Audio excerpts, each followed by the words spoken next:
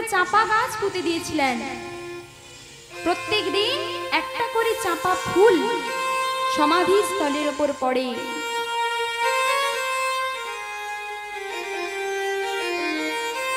তোমার সমাধি ফুলে ফুলে ঢাকা,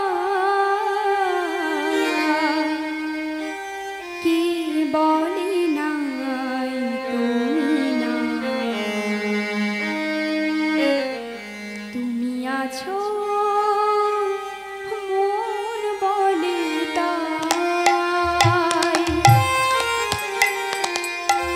তোমার সমাধি ফুলে ফুলে ঢাকা, কে বলে নাই তুমি নাই, তুমি আছো মন বলে তাই।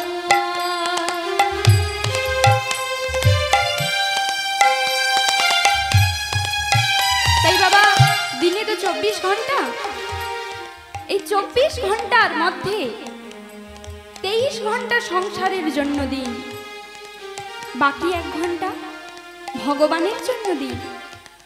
বাবা, যেখানে কিছু পাবেন না সেখানে 23 ঘন্টা দিন, আর যেখানে সব কিছু পাবেন তার জন্য 1টা ঘন্টা দিতে পারবেন না? তাই দিনে একবার হলেও বাবা কারোর নাম যদি না গাওয়ার সময় হয়, একবার আমার গৌরীর নাম সবাই গাইবেন।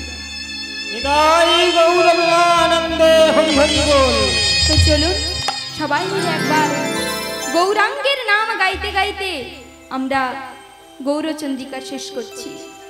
সবাই মিলে একবার 2 বাহু তুলে একবার বলুন, নিতাই গৌর প্রেমানন্দে হরি হরি বল, হরি হরি বল। ভজ গৌরাঙ্গ কহ গৌরাঙ্গ, লহ গৌরাঙ্গের নাম রে, ভজ গৌরাঙ্গ। সবাই মিলে একবার 2 বাহু তুলে একবার বাবা, লহ গৌরাঙ্গের নাম রে, ভজ গৌরাঙ্গ কহ। সবাই মিলে লহ গৌরাঙ্গের নাম রে,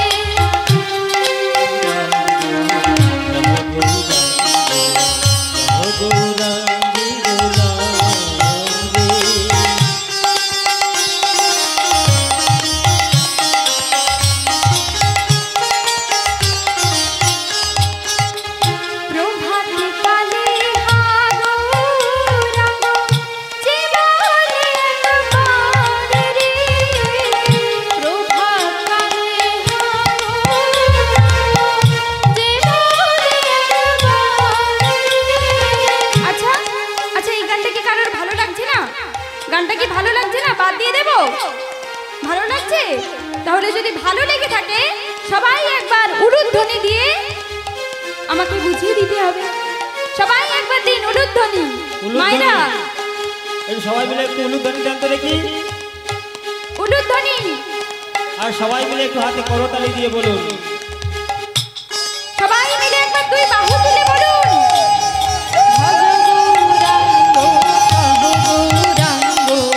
লহ গৌরাঙ্গের নাম রে, ভজ গৌরাঙ্গ কহ গৌরাঙ্গ, লহ গৌরাঙ্গের নাম রে, যে জানা গৌরাঙ্গ ভজ সে হয় আমার প্রাণ রে,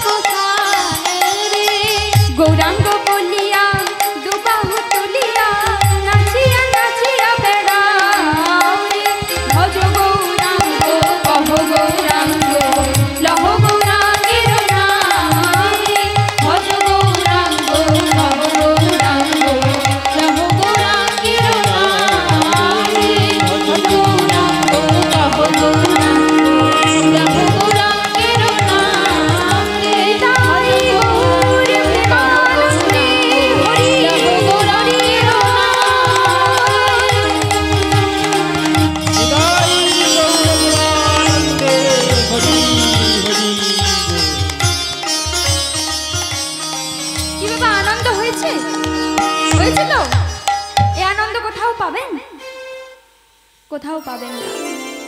তো চলুন, এখন আমরা গৌরচন্দ্রিকা শেষ করলাম, এখন আমরা লীলায় যাব। আজকের লীলার বিষয়বস্তু হচ্ছে মদন মোহন। কোথাকার মদন মোহন সেটা একটু পরে বলছি। আচ্ছা, বৃন্দাবনে কারা কারা গেছেন? রাধে রাধে। বৃন্দাবনে কারা কারা গেছেন একবার হাত তুলুন দেখি। কারোর যাওয়া হয়নি। অনুমান বলছে মোট ৫,৫০০ মন্দির রয়েছে বৃন্দাবনে। ৫,৫০০ মন্দির রয়েছে। তার মধ্যে প্রধান ৩ মন্দিরের নাম হচ্ছে শ্রী গোবিন্দ, গোপীনাথ, মদন মোহন। জয় জয় জয় রাধে। আমাদের একজন বয়োজ্যেষ্ঠ দাদু, তিনি আজকেই তার নাতনির গানে সন্তুষ্ট হয়ে, উনি হচ্ছেন কেদার সাঁতরা বাবু মহাশয়। উনি এই গানে সন্তুষ্ট হয়ে আশীর্বাদ করে, সুমনাকে আশীর্বাদ করে ২০টি টাকা দিয়ে পুরস্কৃত করলেন, আশীর্বাদ করলেন। আপনারা সবাই মিলে দুটি বাহু তুলে প্রেমানন্দে বলুন, নিতাই গৌর প্রেমানন্দে হরি হরি বল।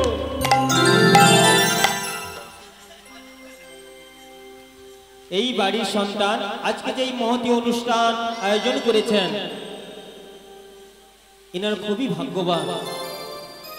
ভাগ্য না থাকলে, পূর্বজন্মের সুকৃতি না থাকলে মহাপ্রভুকে কিন্তু আনা যায় না। তাই তার সুকৃতির জন্য আজকে মহাপ্রভু এসেছেন।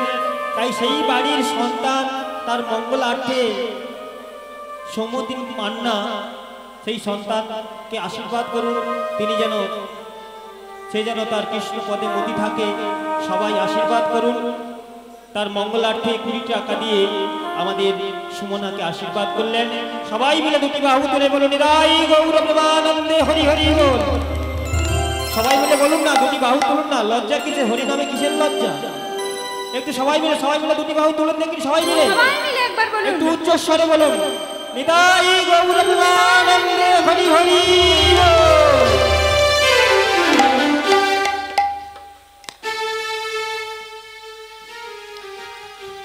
তো আজকের লীলার বিষয়বস্তু হচ্ছে মদন মোহন।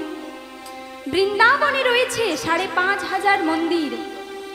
তার মধ্যে প্রধান ৩ মন্দির হচ্ছে শ্রী গোবিন্দ, গোপীনাথ, মদন মোহন। আজকে যে লীলা আস্বাদন করব তার নাম মদন মোহন। ভগবানের তো অষ্টতর শত নাম, মানে ১০৮টা নাম। তার মধ্যে মদন মোহন একটা নাম। আচ্ছা, মদন মোহন নাম হলো কি করে? তার তো একটা কাহিনী আছে। তো চলুন সেটাই আজকে শুনবো। ভগবানের আরেক নাম মদন মোহন হলো কি করে, সেটা আজকে আস্বাদন করব। আমাদের শরীরে রয়েছে বাবা কাম। আমাদের শরীরে রয়েছে কাম। এই কামের জন্য আজকালকার সমাজে দেখা কি যাচ্ছে না, নিজের স্বামী তার স্ত্রীকে ছেড়ে চলে যাচ্ছে, নিজের স্ত্রী তার স্বামীকে ছেড়ে চলে যাচ্ছে। কিন্তু আমরা কখনো ভেবে দেখেছি কে এই কাম? এই কামই হচ্ছে মদন। এই কাম মদনের জন্য দেবরাজ ইন্দ্র গুরুপত্নী অহল্যাকে হরণ করেছিলেন। এর কাছ থেকে গৌতমী ঋষি তাকে অভিশাপ দিয়েছিল। এমনকি এই কাম মদনের হাত থেকে বরুণ, যম, চন্দ্র কেউ রেহাই পায়নি। এই কাম মদন হচ্ছে ব্রহ্মার কন্যা। ব্রহ্মার পুত্র হচ্ছে কাম মদন। ব্রহ্মার কন্যা হচ্ছে সন্ধ্যা, আর ব্রহ্মার পুত্র হচ্ছে কাম মদন। এতজন দেবতাকে পরাজিত করার পর এবার কামমদন ভাবছে সে যাবে বৃন্দাবনে। আর বৃন্দাবনে গিয়ে সে কি করবে? বৃন্দাবনে গিয়ে সে ভগবানকে পরাজিত করবে। ভগবানকে তার পঞ্চবাণী আক্রান্ত করবে। আচ্ছা বাবা, আমরা ছোটবেলা থেকেই একটা পড়া পড়েছি। কি পড়া? একে চন্দ্র, দুয়ে পক্ষ, তিনে নেত্র, চারি বেদ, পঞ্চবাণ। পড়েছি তো? একে চন্দ্র মানে কি? একটা চাঁদ। দুয়ে পক্ষ মানে দুটি পক্ষ। কি কি? কৃষ্ণ পক্ষ, শুক্ল পক্ষ। তিনে নেত্র মানে কি? তিনটি নয়ন। এই দুটো নয়ন আর একটা হচ্ছে জ্ঞান চক্ষু। চারি বেদ মানে কি? চারটা বেদ, ঋক, সাম, যজু, অথর্ব। এবার পঞ্চবাণ মানে কি? আচ্ছা, পঞ্চবাণ মানে কি? কে কে পারবে? পঞ্চবাণ কিন্তু আমরা জানি না। এই পঞ্চবাণই হচ্ছে এই কামদেবের বাণ। কামদেব তার এই 5টা বাণ দিয়ে সে সবাইকে পঞ্চবাণই জর্জরিত করে সে পরাজিত করত। এই 5টা বাণ কি কি? এক হচ্ছে মদন বাণ, 2 হচ্ছে মাদন বাণ, 3 হচ্ছে উন্মাদন বাণ, 4 হচ্ছে সম্মোহন বাণ, আর 5 হচ্ছে শোষণ বাণ। তো এবার কামমদন পঞ্চবাণে রণসাজে সেজে সে যাবে বৃন্দাবনে ভগবানকে পরাজিত করতে। এবার কামমদনের স্ত্রীর নাম হচ্ছে রথি। রথি বলছে, স্বামী তুমি এভাবে রণসাজে সেজে কোথায় যাবে? তখন স্বামী বলছে, রথি আমি যাব বৃন্দাবনে ভগবানকে পরাজিত করতে। ভগবানকে পরাজিত করে আমি হব মদন বিজয়ী পুরুষ। তখন রথি বলছে, স্বামী আমি তো তোমায় একা যেতে দেব না, আমিও তোমার সঙ্গে যাব। আমি দেখতে চাই তুমি কিভাবে ভগবানকে পরাজিত করো। ভগবানকে পরাজিত করতে যাবে কোথায়? বৃন্দাবনে।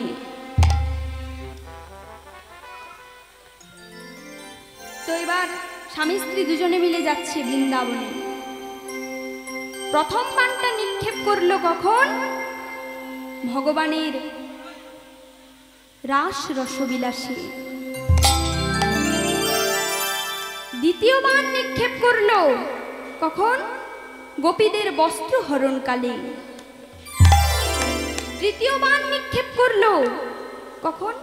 ভগবানের শয়নের সময়। এবারে যেই না চতুর্থ বাণটা নিক্ষেপ করতে যাবে তখন ভগবান শুধুমাত্র কামমদনের দিকে তাকিয়ে দিয়েছে। কামমদনের 5টা বাণ পুড়ে ছাই হয়ে গেছে, পুড়ে ছাই হয়ে গেছে। এতক্ষণ কামমদনের দিকে আমার ভগবান তাকায়নি, যেই না তাকিয়ে দিয়েছে অমনি পুড়ে ছাই হয়ে গেছে। তখন কামমদন এসে ভগবানের পায়ে পড়েছে, প্রভু আমি কি ভুল করেছি? আমি বুঝতে পারিনি, আমি বুঝতে পারিনি প্রভু, আমায় তুমি ক্ষমা করো। আমি অহংকারে বশীভূত হয়ে এসেছিলাম তোমায় পরাজিত করব বলে।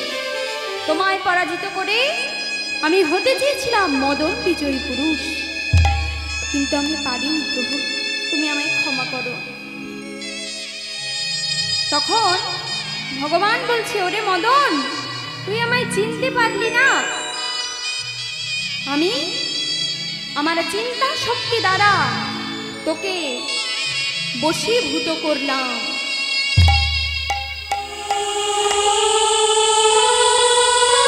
এইভাবে মদন পরাজিত হলো। আর পরাজিত হয়ে বলছে, প্রভু আমি বৃন্দাবন ছেড়ে চলে যাচ্ছি।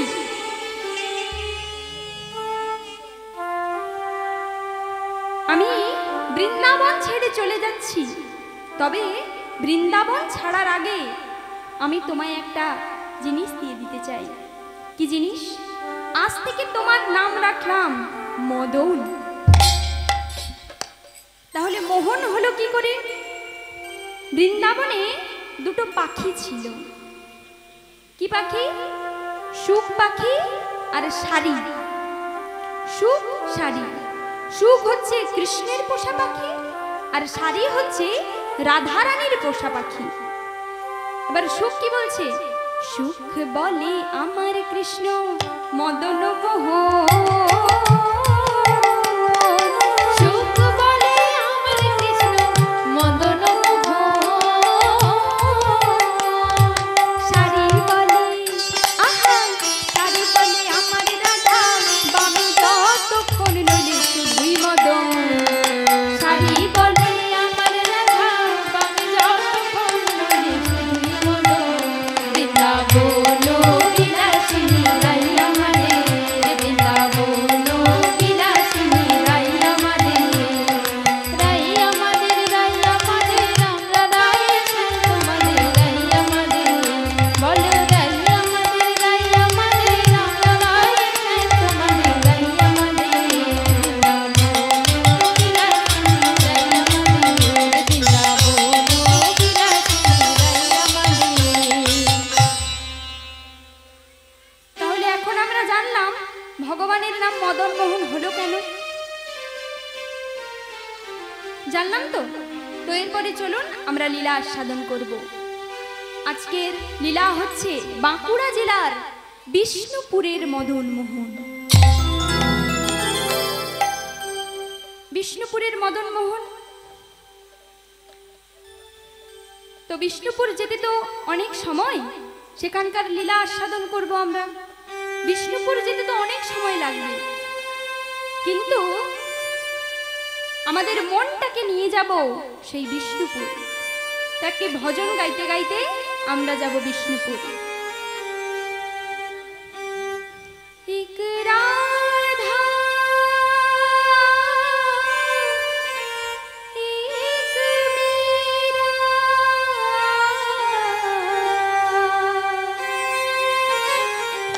दोनों ने शाम को चाहा।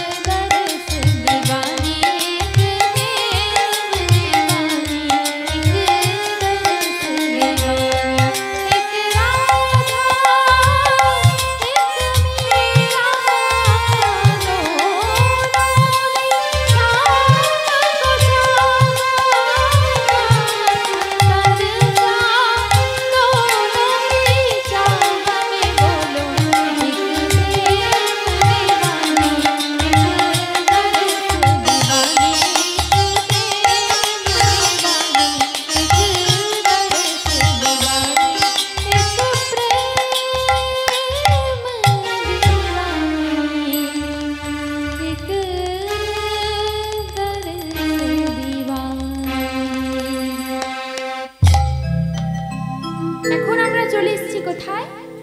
সেই বাঁকুড়া জেলার বিষ্ণুপুরে। এই বাঁকুড়া জেলার বিষ্ণুপুরের নামে একটা রেল স্টেশন আছে। সেই রেল স্টেশন থেকে নেমে দক্ষিণে একেবারে 15 মিনিট মতো হেঁটে গেলেই একটা তীর্থক্ষেত্র আছে। সেই তীর্থক্ষেত্রের আরাধ্য সেবিত দেবতা হচ্ছে ভগবান মদন মোহন, যিনি রাধারানীকে বামে নিয়ে দাঁড়িয়ে রয়েছেন। এই মদন মোহনকে যিনি প্রতিস্থাপিত করেছিলেন তার নাম হচ্ছে রাজা গোপাল সিংহ। তো প্রথমে আমরা গোপাল সিংহের কথা শুনব, তারপরে আমরা লীলায় যাব। তো চলুন, পদকর্তা প্রথমেই কলম দিয়েছেন, বিষ্ণুপুরে ছিল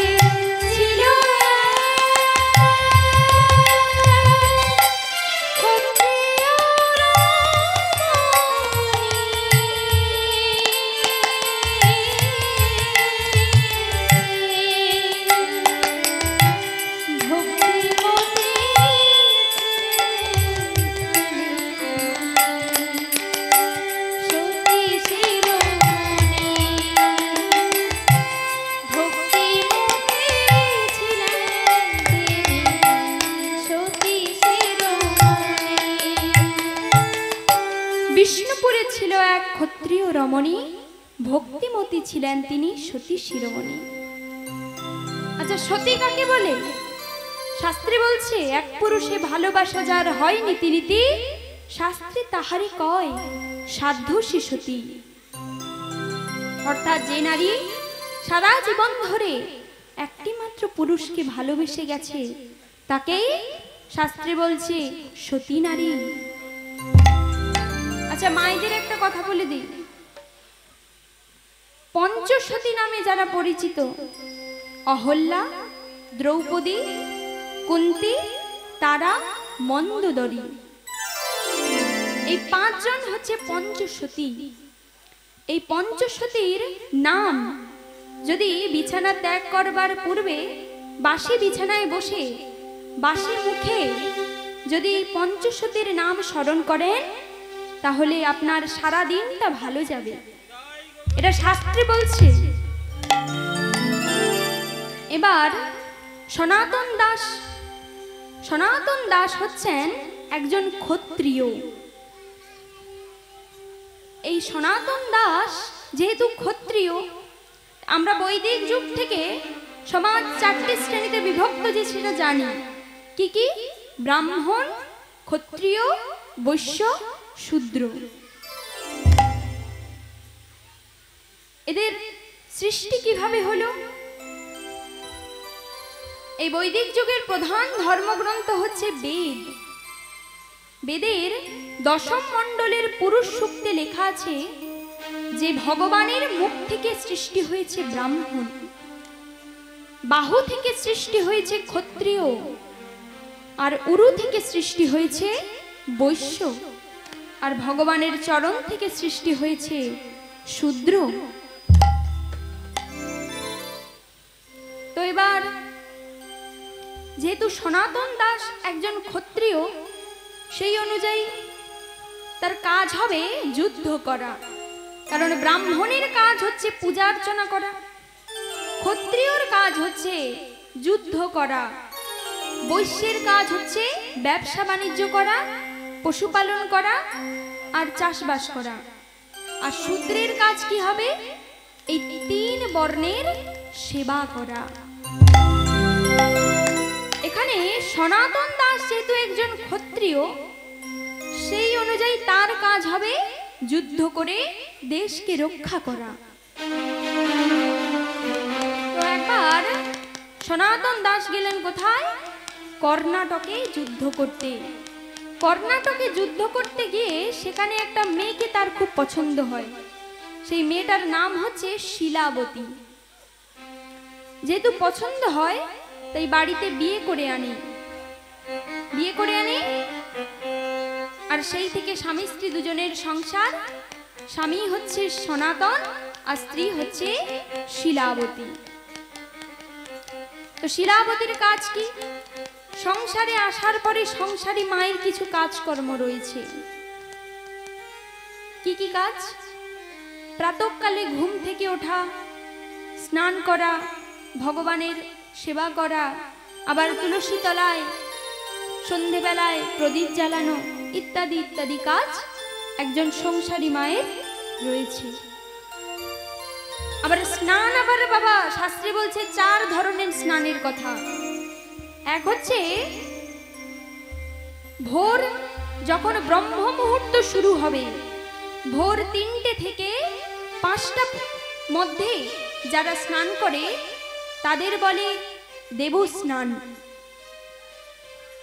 আবার 5টা থেকে 9টার মধ্যে যারা স্নান করে তারা হচ্ছে ঋষির স্নান।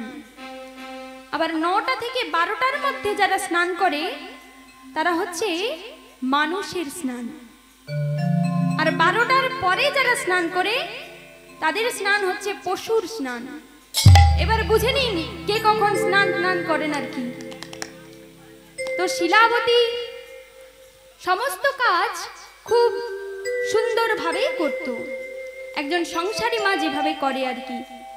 এইভাবে স্বামী স্ত্রী দুজনের সংসার সুন্দরভাবে কেটে যাচ্ছে। কিছুদিন যাওয়ার পর শিলাবতী হলো গর্ভবতী। শিলাবতী যখন 9ম মাসের গর্ভবতী, সনাতন দাসের ডাক এলো কোথায়? গয়া যুদ্ধের জন্য। গয়া যুদ্ধের জন্য ডাক এসেছে। এবার সনাতন দাস বলছে, শিলা জানো আমার গয়া যুদ্ধের জন্য ডাক এসেছে, আমাকে আগামীকাল সকালবেলায় বেরিয়ে যেতে হবে। তখন শিলাবতী কি করেছে? সনাতন দাসের 2টো পা জড়িয়ে বলছে, স্বামী তুমি তো জানো আমি 9ম মাসের গর্ভবতী। এই সময় তুমি যদি আমায় ছেড়ে চলে যাও তাহলে কি করে হবে? আমি যে বড় একা হয়ে যাব। তুমি যেও না স্বামী, আমাদের সন্তান এই পৃথিবীতে এসে যাক, তারপর তুমি যাবে। তখন সনাতন দাস বলছে, দেখো শিলা, আমি একজন ক্ষত্রিয়, সেই অনুযায়ী আমার কাজ হবে যুদ্ধ করা। আর যদি আমি যুদ্ধে না যাই তাহলে সংসার চলবে না, কারণ পয়সা আসবে না। আর এখন যদি যুদ্ধে না যাই তাহলে আমার নাম সেই সৈনিকের খাতা থেকে বাদ চলে যাবে। তুমি বলো তাহলে সংসারটা চলবে কি করে? আমায় তুমি আটকাও না। কেন না? আমাকে যে যুদ্ধে যেতেই হবে। তবে আমি তোমায় কথা দিচ্ছি শিলা, আমি 7 দিনের মধ্যে ফিরে আসব। 7 দিনের মধ্যে যদি নাও ফিরে আসি তবে আমি জীব হত্যা করব না। জীব হত্যা করবে না কেন? কারণ গর্ভে সন্তান থাকাকালীন পিতামাতাকে জীব হত্যা করতে নেই, সেটা মহাপাপ। তাই সনাতন দাস এইভাবে সারা রাত স্বামী স্ত্রী শিলাবতীকে বোঝালো, আর সকালবেলায় গয়া যুদ্ধের জন্য বেরিয়ে গেল। এইভাবে 1 দিন যায়, 2 দিন যায়, করতে করতে 6 দিন হয়ে গেল। এবার 7 দিনের দিন, যেদিন সনাতন দাসের আসার কথা, সেই 7 দিনের দিন সকাল পেরিয়ে দুপুর হয়ে গেল, দুপুর পেরিয়ে পেরিয়ে বিকেল হয়ে গেল, আর বিকেল পেরিয়ে সন্ধে হয়ে গেল। এবার সন্ধ্যাবেলায় তুলসী তলায় যাচ্ছে শিলাবতী সন্ধে দেওয়ার জন্য। আচ্ছা মা, তোমরা সন্ধ্যা দাও তো? সন্ধেবেলায় তুলসী তলায় সন্ধ্যা দেওয়া হয়? হ্যাঁ। কেন কেন দেওয়া হয়? সন্ধ্যা কেন দেই আমরা? কেন দেই? এর একটা কাহিনী আছে। সন্ধ্যা হচ্ছে ব্রহ্মার মেয়ে, ব্রহ্মার কন্যা হচ্ছে সন্ধ্যা। একবার এই মদনবাণী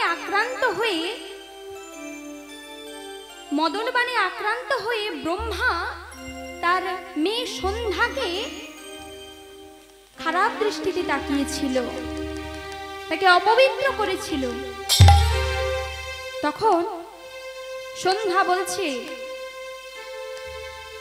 বাবা তুমি সৃষ্টিকর্তা ব্রহ্মা, তুমি তোমার মেয়েকে অপবিত্র করলে, আমি তোমায় অভিশাপ দিচ্ছি বাবা, তুমি যবনের ঘরে জন্ম হবে, যবনের ঘরে জন্ম হবে, যার প্রমাণ হচ্ছে যবন হরিদাস। তখন ব্রহ্মা বলছে, শোন মা, আমি তোকে অপবিত্র করেছি, আমি তোকে পবিত্র করব। আমরা কি বলি চতুর্মুখ ব্রহ্মা, ব্রহ্মার তো 4টা মাথা, কিন্তু না, প্রথমে ব্রহ্মার 5টা মাথা ছিল, একটা মাথা কেটে দিল, আর সেটা হাতে নিয়ে বলছে, আমার এই মস্তক দিয়ে তৈরি হবে প্রদীপ, আর যে জিহাটা দিয়ে তোকে আমি কটু কথা বলেছি না, সেই জিহা থেকে তৈরি হবে প্রদীপের সলতে। আর সারা বিশ্বে যে 8টা কাল রয়েছে, একটা কাল তোর নামে লেখা হবে, যার নাম সন্ধ্যাকাল। সারা বিশ্বের নরনারী তোকে প্রত্যেক দিন উলুধ্বনি, শঙ্খধ্বনি, হরিধ্বনি করে তোকে প্রত্যেক দিন পবিত্র করে তুলবে। নিতাই গৌর প্রেমানন্দে হরি হরি বল। এই কারণেই আমরা সন্ধ্যা দিই। তো এবার শিলাবতী যাচ্ছে সন্ধ্যা দেওয়ার জন্য।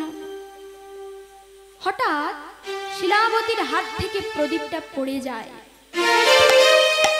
শিলাবতী ভাবছে, আমার স্বামীর কি কোনো বিপদ হলো? না না, আমি কি ভাবছি, না না, এটা না ভেবে সে আবার কি করলো, পুনরায় প্রদীপ সাজিয়ে সন্ধ্যা দিতে এসেছে। হঠাৎ একজন প্রতিবেশী এসে খবর দিচ্ছে, শিলা, শিলা, ওরে শিলা, যুদ্ধে গিয়ে তোর স্বামী যে আর বেঁচে নেই রে শিলা। না, হতে পারে না, এ কিছুতেই হতে পারে না।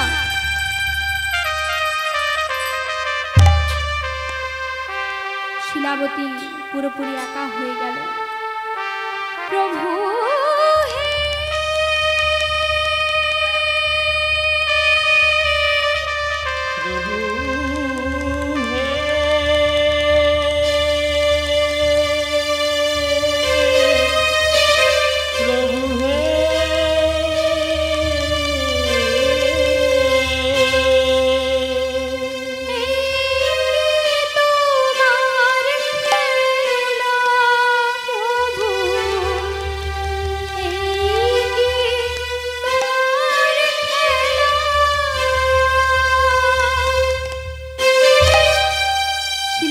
পুরোপুরি একা হয়ে গেল।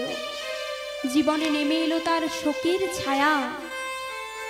এখন শিলাবতী ভগবানের কাছে এসে বলছে, প্রভু তুমি তো আমার স্বামীকে কেড়ে নিলে, এখন কে আমায় দুবেলা দুমুঠো অন্নের যোগান দেবে, কে আমায় বস্ত্রের যোগান দেবে?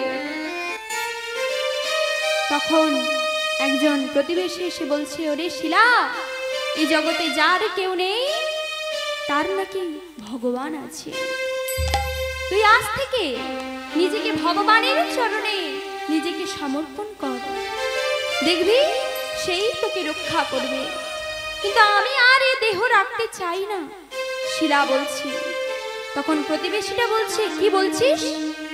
এ কথা বলিস না শিলা, কারণ তুই যদি মরে যাস, তোর গর্ভে যে সন্তানটা আছে সেও তো মারা যাবে। তার পাপের ভার কার উপরে এসে পড়বে? তোর উপরে এসে পড়বে। তুই একটা কাজ কর, তুই আমার সঙ্গে চল, তুই আমার সঙ্গে চল। ওই পাশের পাড়ায় একজনের বাড়িতে কীর্তন হচ্ছে, তুই কীর্তন শুনবি চল। আমরা প্রথমেই জেনেছি যে কীর্তন শুনলে কি লাভ হয়। কীর্তন শুনলে আর কি লাভ হয় বাবা? আমাদের দেহে যে 6টা রিপু রয়েছে, এই 6টা রিপু কাম, ক্রোধ, লোভ, মোহ, মদ, মাশ্চর্য, এই 6টা রিপু একটু শান্ত হয় কীর্তন শ্রবণ করলে। এবার শিলাবতী বসলো কীর্তনাশরী, আর সেদিন কীর্তনিয়া কীর্তন প্রসঙ্গে গাইছেন জগন্নাথ দেবের রথযাত্রা। জগন্নাথ দেবের রথযাত্রা এই লীলাটা তিনি গাইছেন। আর সেখানে বলছেন যে ব্যক্তি জগন্নাথ, বলরাম, সুভদ্রা এদেরকে দর্শন করেন তাদের নাকি কখনো মৃত্যু ভয় থাকে না। আর যে ব্যক্তি জগন্নাথ দেবের রথের যে রজ্জুটা ধরে টানে তিনি বৈকুণ্ঠ লাভ করেন। এটা কীর্তনিয়াটা গাইছে। তখন শিলাবতীর ইচ্ছে হলো সে যাবে জগন্নাথ দর্শনে। কোথায়? না সেই পুরী ধামে। এবার পাড়ার লোকেদের বলল, এবার পাড়ার লোকেরা বলছে, কি তুই জগন্নাথ দর্শনে যাবি? তোর কি মাথা খারাপ? তুই জানিস তুই যে নবম মাসের গর্ভবতী, এই সময় তোকে যদি আমরা নিয়ে যাই, পথে যদি কোনো বিপদ হয় তার দায় কে নেবে? আমরা নিতে পারবো না। কেন? না সুসময়ের বন্ধু বলো সবারই হয়, দুঃসময়ের বন্ধু বলো কি কোথায় রয়। যখন আপনার পকেটে প্রচুর টাকা থাকবে তখন প্রত্যেকে আপনার কাছে ঘেঁষাঘেঁষি করবে বাবা।